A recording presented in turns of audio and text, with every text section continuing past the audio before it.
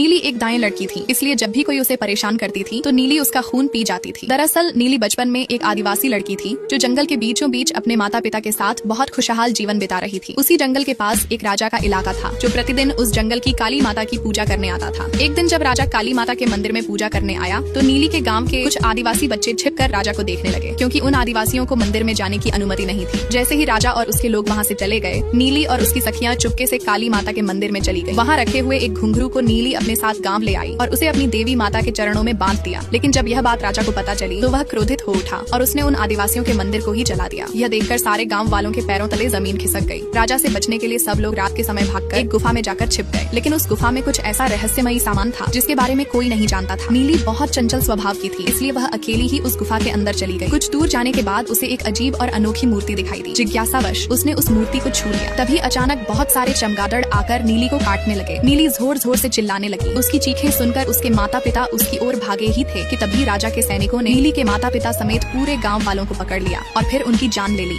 Next part के लिए like और कमेंट करें।